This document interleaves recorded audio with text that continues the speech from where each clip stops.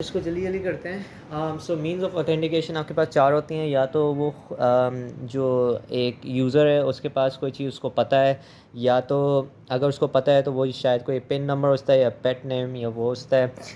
अगर कुछ उसको उसके पास है, कुछ वो पोजेस करता है, यानी कि वो कोई कार्ड होता है, क्रेडिट कार्ड होता है या बैंक कार्ड होता है या टोकन होता है। ठीक है। तीसरा होता है स्टैटिक।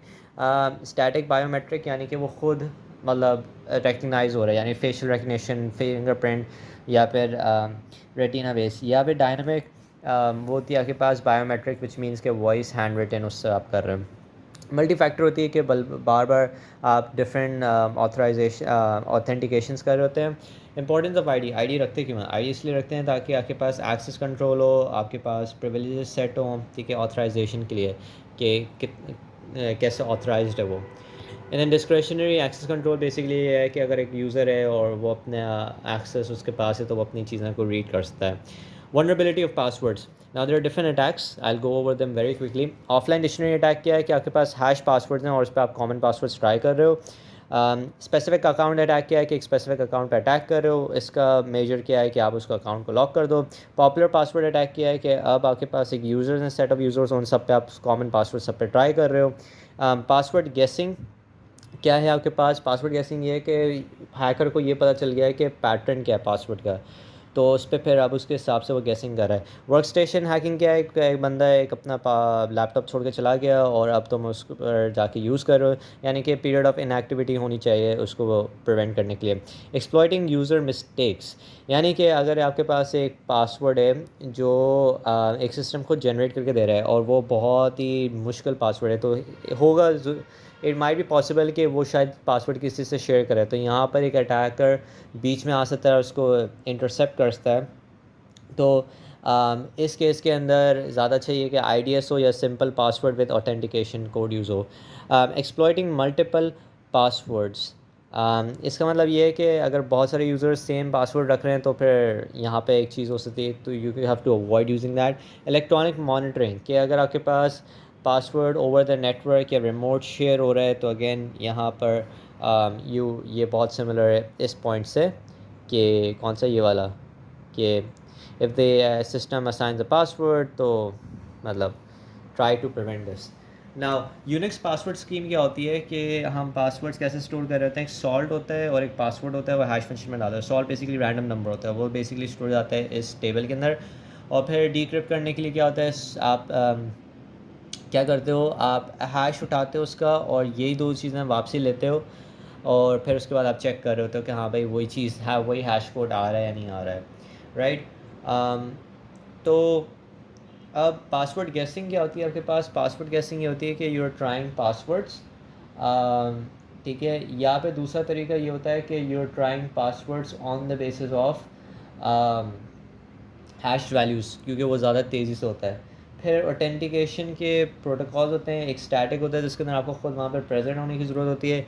एक डायनामिक जनरेटर होता है जिसका मतलब ये होता है कि कि जब भी आप टोकन दोगे तो वो एक पासवर्ड जनरेट करके देगा। या फिर आपके पास चैलेंज रिस्पॉन्स होता है, एक चैलेंज सिस्टम बना के देता है, उसका रिस्पॉन्स जो होता है वो ऑथेंटिकेशन का जो भी टोकन होता है वो उसका रिस्पॉन्स देगा। देन सिस्टम कार्ड रीडर कैसे चलता है आपके पास, स्मार्ट कार्ड रीडर्स कैसे चलते हैं? एक ATS जाता है, फिर PTS प्रोटोकॉल ऑथेंटिकेशन जाता है, फिर निगोशिएशन जाता है PTS का, फिर PTS का आपके पास वो आएगा, रिप्लाई आएगा। देन आपके पास क्या होगा, एक ADPU का कमांड जाएगा, उसका रिस्पॉन्स आएगा and it's complete. There is another diagram for user authentication with EID। वो बेसिकली इस तरीके का होता है कि एक क्लाइंट होता है, एक आपके पास एक सर्वर होता है और एक आपके पास एक होस्ट होती है ना। यहाँ पे सबसे पहले ये यहाँ पे एक सर्विस मांगता है, सर्विस के ऊपर एक EID का मैसेज आता है। वो EID का मैसेज क्या होता है, वो शायद सर्वर को देता है, क्योंकि उसको एक ऑथेंटिकेशन चाहिए होती है। एक second, I just confirm this right now. So हाँ, तो वो एक ऑथेंटिकेशन का मैसेज उसको चाहिए होता है, ऑथेंटिकेशन रिक्वेस्ट मांगता है। तो ये बोलता है कि भाई मुझे पिन कोड डाल के दो, फिर ये पिन कोड डालता है। तो फिर ये जब पिन कोड उसको देता है, एंटर करके दे देता है, तो फिर ये इन रिस्पॉन्स क्या करता है, ये ऑथेंटिकेशन प्रोटोकॉल एक्सचेंज करता है, ऑथेंटिकेशन प्रोटोकॉल एक्सचेंज, जो हम यहाँ पे ATS तो नहीं, यहाँ ऊपर एक डायग्राम आएगा उसमें आता है। तो ये ऑथेंटिकेशन प्रोटोकॉल एक्सचेंज स्टार्ट हो जाता है और उसके अंदर जो इसका जो प्रोटोकॉल का जो मैसेज है वो यहाँ पे फॉरवर्ड करता है होस्ट को। और नहीं, एक सेकेंड, सॉरी, यहाँ पे प्रोटोकॉल एक्सचेंज स्टार्ट होता है और उसका रिज़ल्ट यहाँ पे दे देता है। मतलब स्टार्ट होता है एक्सचेंज और फिर इसका रिज़ल्ट देता है यहाँ पर, फिर क्लाइंट उसका रिज़ल्ट होस्ट को रिप्लाई करता है, उसको पे वैलिडेट करता है, and then it can generate the service. ठीक है, so I will go over this very quickly again.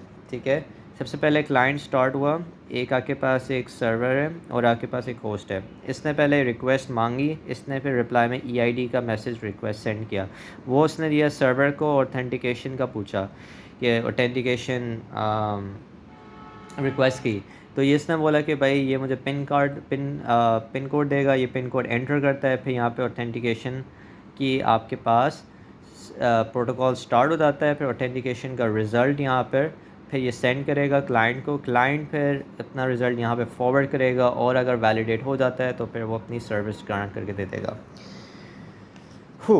Okay, so pretty simple, just a lot of steps but it's pretty simple. Okay, now हम देखते हैं कि हमारे पास ई authentication architectural model क्या है। सो ई authentication architecture model काफ़ी आसान है। एक सब्सक्राइबर है, लेफ़्ट साइड आपके पास जो है वो है आपके पास रजिस्ट्रेशन की, राइट साइड है जो वो है आपके पास उसकी वेरिफिकेशन की। तो सबसे पहले आप रजिस्ट्रेशन करोगे, मतलब आइडेंटिटी स्पूफिंग करेंगे, यूज़र रजिस्ट्रेशन होगी। तो रजिस्ट्रेशन कोई बॉडी होगी और अथॉरिटी होगी, वो क्या करेगी, उसको एक क्रेडेंशियल्स देगी, प्रोवाइड करेगी, टोकन या कार्ड करेगा और रजिस्ट्रेशन अश्योरेंस करेगा।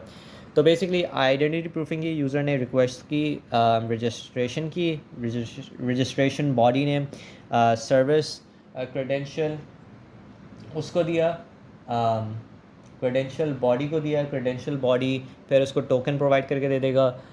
फिर वो ऑथेंटिकेशन सेशन स्टार्ट होगा आपके कोई रीलिंग पार्टी से, तो ये होगा और ये एक और वेरीफायर से भी ऑथेंटिकेशन स्टार्ट कर देगा। अब ये अपनी ऑथेंटिकेशन प्रूफ करने के लिए ये ऑथेंटिकेटेड अपना टोकन सेंड करेगा, प्रोटोकॉल मैसेज सेंड करेगा, वो फिर वेरीफाई कर देगा कि अगर सेम है then it's going to work. ठीक है, सो रजिस्ट्रेशन की क्रेडेंशियल्स आए, क्रेडेंशियल्स यहाँ आ गए, ऑथेंटिकेशन प्रोटोकॉल मैसेज स्टार्ट किया, एक ऑथेंटिकेटेड सेशन यहाँ से स्टार्ट हुआ, एक यहाँ से स्टार्ट हुआ, एंड देन टोकन क्रेडेंशियल्स यहाँ पर वेरीफाई हो गया। Okay, so basic security requirements से पहले I just need to confirm one small thing.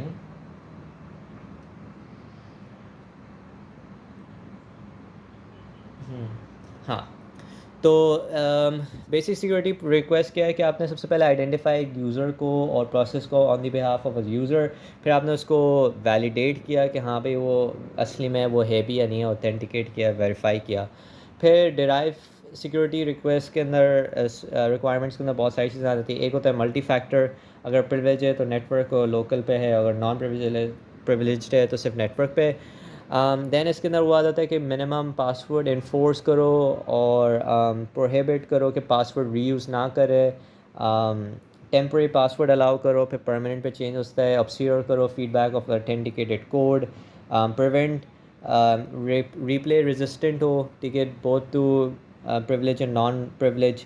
And then इसके अंदर इनएक्टिविटी का आदत है कि इनएक्टिविटी को ब्लॉक करो, एंड अगर एक ही user bar bar log in कर रहा है तो उसको भी वो ना करने दो।